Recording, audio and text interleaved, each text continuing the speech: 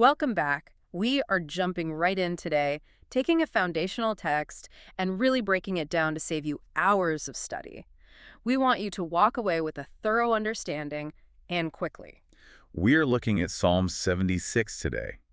And this is, it's just a magnificent piece of writing. It's a declaration of God's power, his presence, and his absolute control over all conflict. All conflict, ancient and modern. Exactly. And our whole discussion today is going to be guided by some really excellent insights from the commentary team at the UNFIJ in Jesus team. That's right. So our mission for you is simple. We're going verse by verse. We'll start with the history, pull out the deep spiritual meaning, and then connect it all to right now.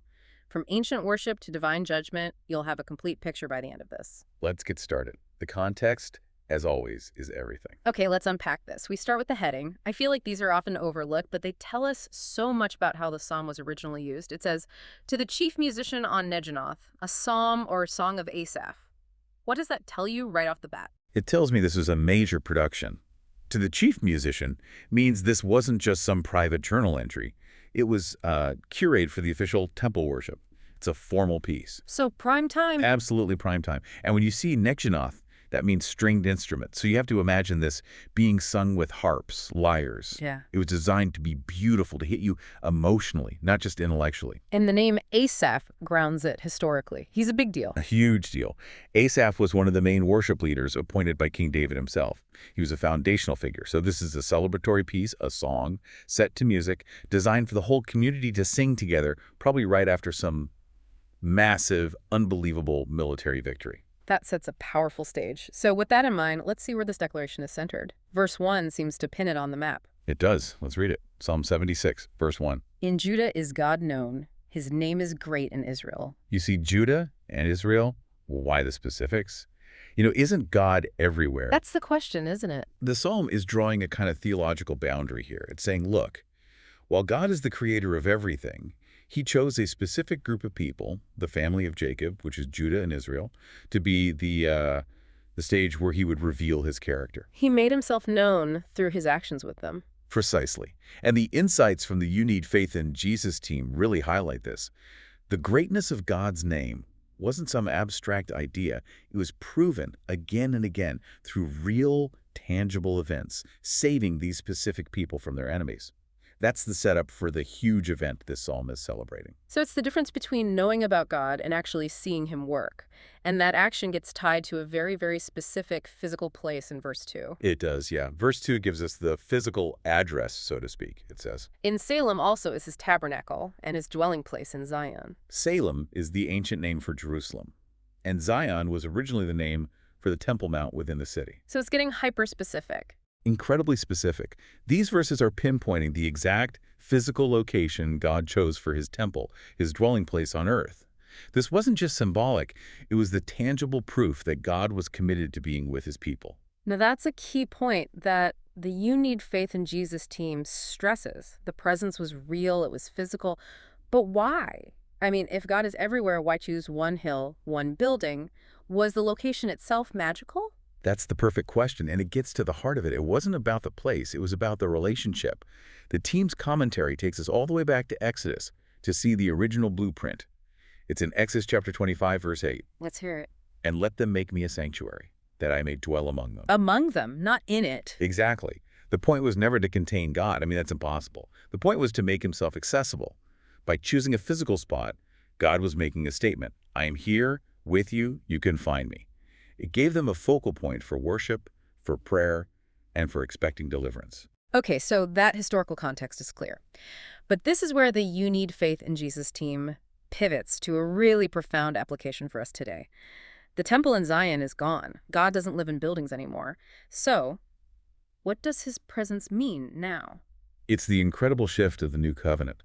The commentary stresses that the physical dwelling place has become a spiritual one. The Holy Spirit now lives inside every person who has faith in Jesus. So the individual believer and the church as a whole. We are the temple. We are the temple. Zion has been internalized.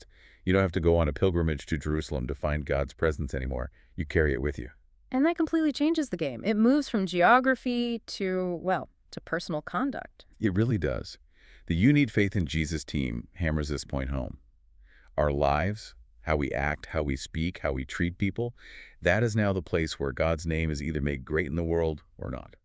If we're the new dwelling place, then our whole life should reflect the one who lives in us.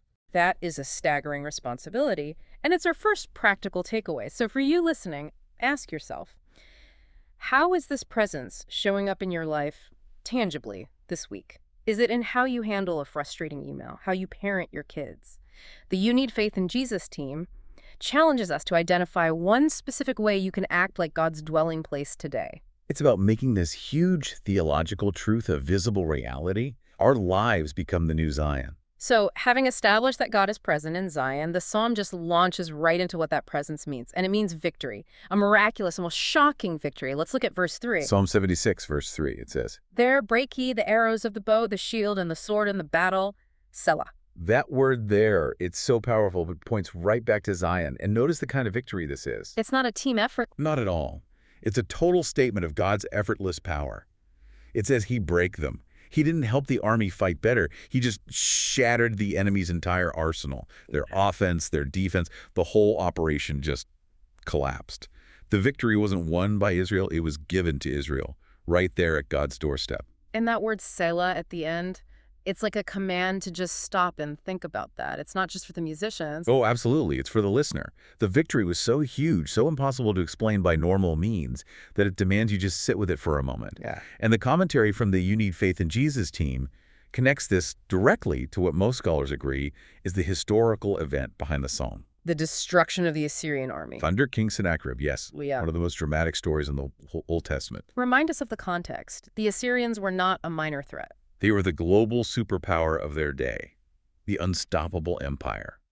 They were known for being incredibly brutal and efficient. Sennacherib had already wiped out all the surrounding nations, he'd conquered most of Judah, and now he had Jerusalem completely surrounded. So from a human perspective, it was over. It was hopeless, completely impossible. They were isolated, outnumbered, and the Assyrians were outside the walls, openly mocking them and their God. Jerusalem was facing total annihilation. But in response to King Hezekiah's prayer, God acts. And the scale of it. I mean, let's look at the account in Isaiah. It's Isaiah chapter 37, verse 36. This verse just sends a chill down your spine. It says, Then the angel of the Lord went forth and smote in the camp of the Assyrians 185,000. And when they arose early in the morning, behold, they were all dead corpses. 185,000 in one night. It's not even a battle. It's a divine judgment. You go to sleep surrounded by the world's greatest army, and you wake up and they're just gone. The sheer shock of it. The power on display is just beyond our ability to comprehend. God doesn't need a strategy. He doesn't need an army. He just needs to act. And this event completely reframed their understanding of warfare. Victory belongs to the Lord, period. That historical reality is staggering. But how do we bridge that to today? I mean, we're not facing down Assyrian archers. How does this connect to the spiritual arrows we face? And that's where the You Need Faith in Jesus team's insights become so practical. They remind us that the principle is exactly the same. Spiritual battles are won by God's power, not our own strength or willpower. The weapons we face today are more subtle, but they're just as deadly. Things like fear, doubt, temptation, anxiety. The constant accusations that wear you down. Yes, those are the modern shields and swords. And the promise of this psalm is that the same God who shattered Sennacherib's physical weapons can and will break the power of those spiritual attacks aimed at us. Because the power of Zion, God's presence, is now inside us. So we're not fighting for the victory. We're standing in the victory that's already been won. That's the shift. And that leads to a really powerful, practical step. The You Need Faith in Jesus team challenges us to take this seriously. Name a specific arrow that's coming at you right now, a recurring fear, a nagging doubt, a specific temptation. Name it. And then, this week, consciously trust God to break its power. That means you act in spite of the fear, trusting that the weapon itself has been neutralized. It's a move from desperate self-defense to confident dependence on him. Exactly. You trust the God of Zion to act in your life today. Okay, so we've seen the action. It's swift. It's decisive. Now the psalm moves into the why. It explains the theological reason for this victory by contrasting God's glory with the glory of violent empires. Verse 4 is incredible. It really is. Psalm 76, verse 4. Thou art more glorious and excellent than the mountains of prey. Mountains of prey. I mean, what an image. It's so vivid. What exactly is that referring to? It's deeply symbolic. Think of the great predatory empires of the ancient world: Assyria, Babylon. Their capitals were often in fortified mountainous regions. They were strongholds. And their glory, their wealth, their power, it was all built on violence, on conquest, on taking from others. They were glorified predators. So God's glory is being set up in direct opposition to that model of power. It's an absolute contrast. God's glory is pure, it's righteous, it's self-existent. Their glory is built on theft and bloodshed. It's temporary, and it's corrupt. The psalm is saying there's no comparison. God is infinitely more glorious and excellent. And we see the immediate result of that superiority in what happens to the proud warriors who trusted in that predatory strength. That's verse 5. Right. Psalm 76, verse 5. The stout-hearted are spoiled, they have slept their sleep, and none of the men of might have found their hands. The stout-hearted. These are the elite soldiers, the arrogant ones, the ones completely confident in their own strength. And what happens to them? They're spoiled, stripped of their power, and they've slept their sleep. A poetic way of saying they are dead. But that last line is the most chilling part. None of the men of might have found their hands. It's such a powerful image of total paralysis. These were men whose entire identity was their ability to fight, to wield a sword. And in the moment of God's judgment, they couldn't even lift their hands to defend themselves. Their greatest asset became completely useless. It's the ultimate humbling. Utter helplessness. And verse 6 just doubles down on how easy this was for God. It does. Let's look at Psalm 76, verse 6. At thy rebuke, O God of Jacob, both the chariot and horse are cast into a dead sleep. At thy rebuke. That's the key. It wasn't a long, drawn-out war. It was a single word of disapproval, a rebuke, like a parent correcting a child. And those advanced military technology of that time, the war chariot, is just instantly stopped, paralyzed. It underscores that infinite gap between the creator and the created. It really does. And the You Need Faith in Jesus team points out that this imagery of neutralizing an enemy's greatest weapon, it echoes all the way back to Israel's beginning. The Red Sea. The Red Sea, the song they sang after Pharaoh's army was destroyed. It's the same theme. We see it in Exodus chapter 15, verse 4. Pharaoh's chariots and his host hath he cast into the sea. His chosen captains also are drowned in the Red Sea. It's a consistent pattern. God loves to demonstrate that human military might, the thing we trust in most, is nothing to him. So the takeaway for us today, what the team really wants us to grasp, is that human strength, whether it's military, financial, political, it's just nothing compared to God's authority. And we get so intimidated by it, don't we? We see these massive global systems, powerful corporations, dominant cultural trends, and they feel unstoppable. But this psalm says that the God we serve can silence any of it with a single, quiet rebuke. That's a huge shift in perspective, but it does raise a question. If God's rebuke is that powerful, why do the modern mountains of prey, things like corruption or systemic injustice, seem to last so long? Why isn't the rebuke more obvious? That is such an important question. And I think we have to be careful not to mistake God's patience for his powerlessness. He can act instantly like he did with Sennacherib. When evil seems to endure, it's either because God, in his sovereignty, is using it for a purpose we can't see, or he's simply being patient. But his power is always temporary. Its leash is short. The moment its purpose is served, that quiet rebuke will come. So our confidence can't be in our ability to topple these systems. It has to be in the God who can. Precisely. And that leads to a really practical application for you listening. The You Need Faith in Jesus team suggests you identify a source of worldly intimidation in your life. Maybe it's a financial pressure, a difficult boss, a cultural narrative that feels overwhelming. And then consciously choose to view that power through the lens of God's quiet rebuke. What happens when you remember that its power is temporary and God's is ultimate? Your fear starts to shrink. You realize the mountain is actually just a molehill waiting for his command. That's the beginning of real freedom. Okay, so this celebration of a specific victory is now broadening into a universal truth about God's nature.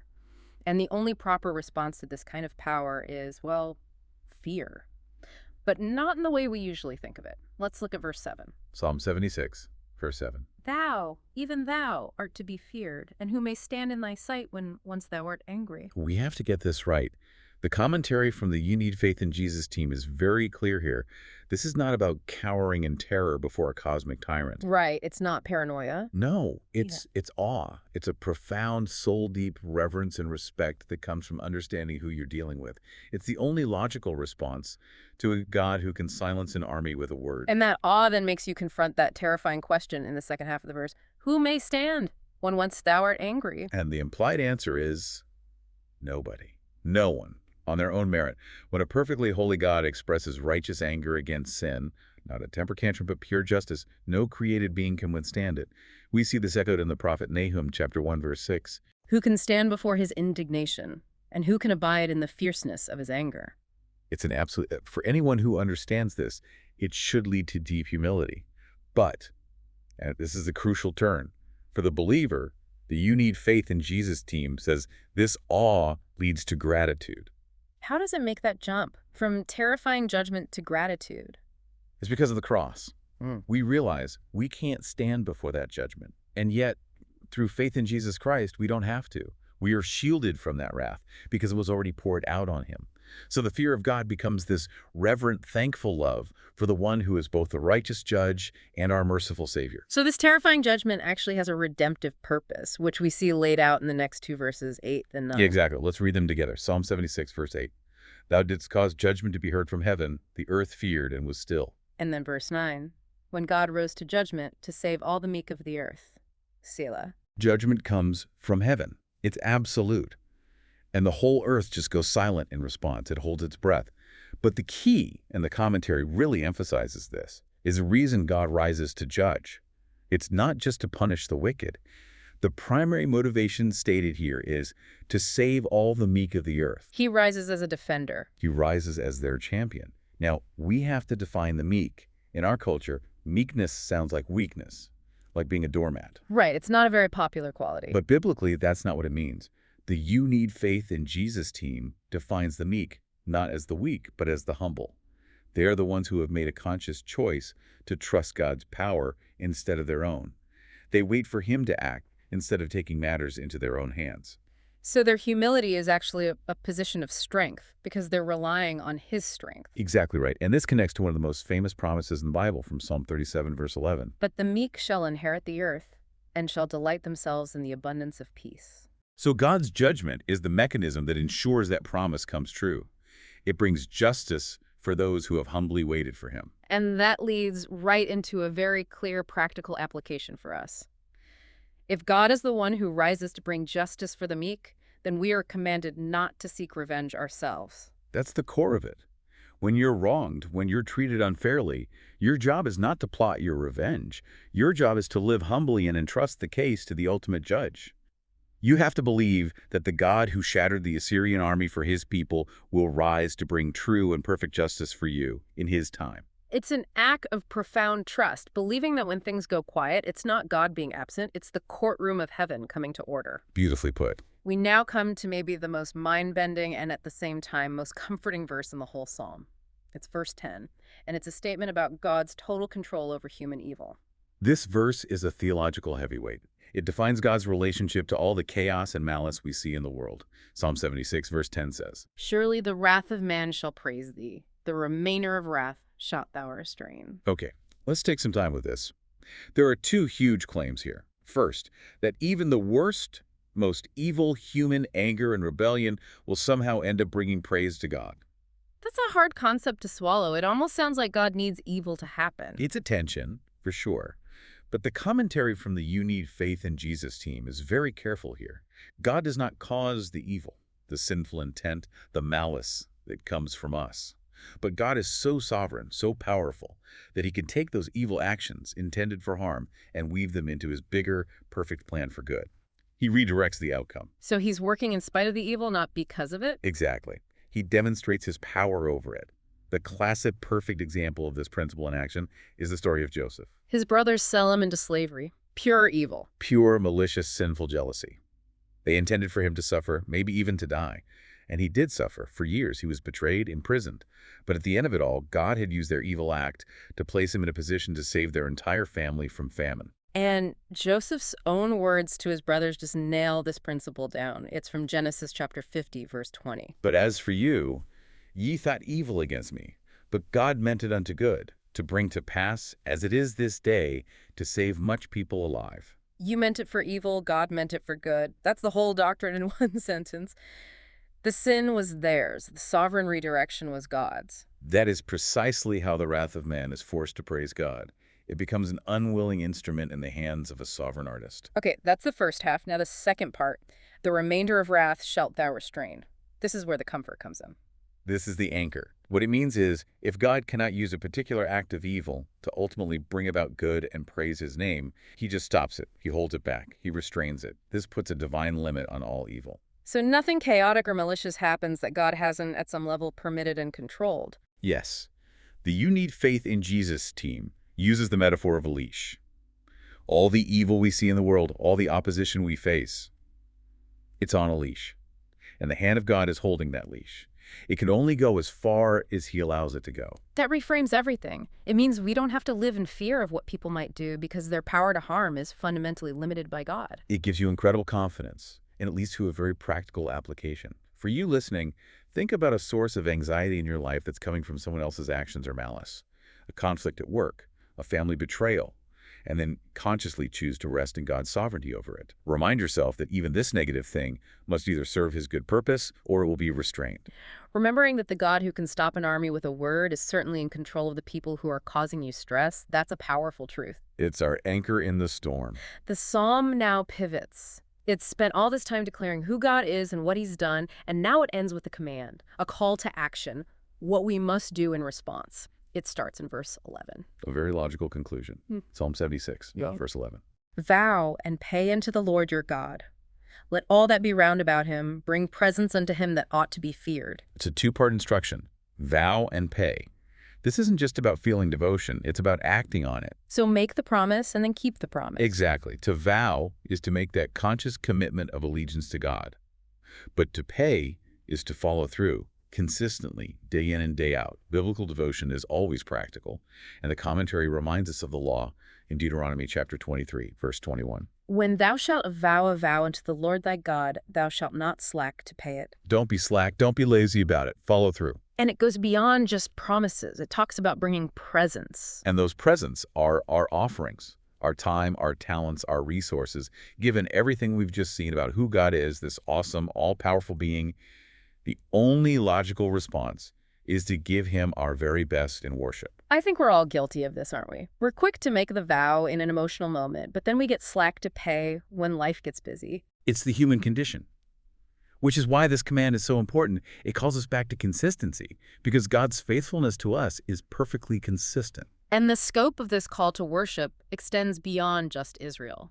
It says, let all that be round about him. That's a prophetic statement. It's a call to all nations, to everyone who has witnessed what God has done, to recognize his authority and offer him allegiance.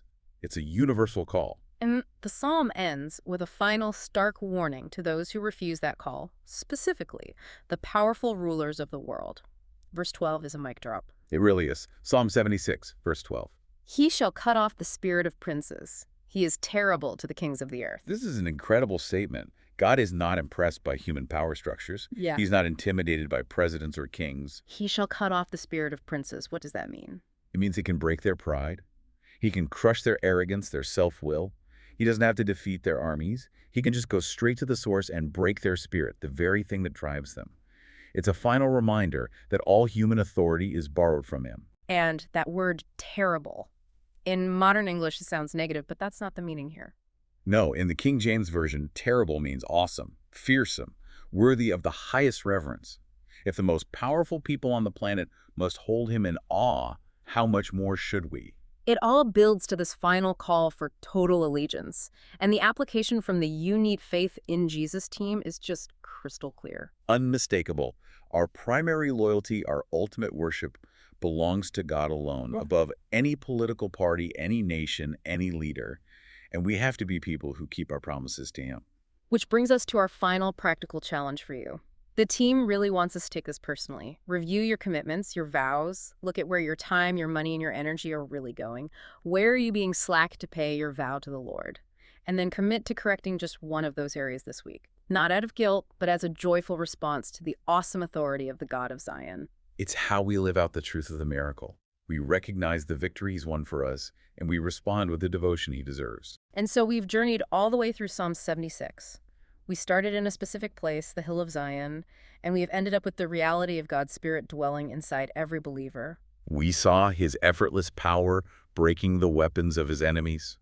We saw his commitment to bringing justice for the humble, and we rested in that incredible truth of his sovereignty, that even human evil must either praise him or be restrained. So here's a final thought for you to carry with you this week, something that builds on everything we've talked about. We have seen that God can bring the most powerful empires on earth to their knees with a single, simple rebuke. A quiet word. A quiet word. So knowing that, how often do we mistake God's patience in our lives or in the world for his powerlessness? How often do we think he's silent when really he's just being patient? That's the question to sit with, because verse 10 promises us that his hand is always on the leash. The chaos we see is never out of his control. Perhaps the quiet rebuke is just being held until the perfect moment, the moment will bring him the greatest glory. That is a truth that should give us both profound awe and incredible confidence. Thank you for joining us for this discussion, which was so richly guided by the analysis from the You Need Faith in Jesus team. We really hope these insights help you face your own battles this week with a new level of trust in the sovereign judge of all the earth. We'll see you next time.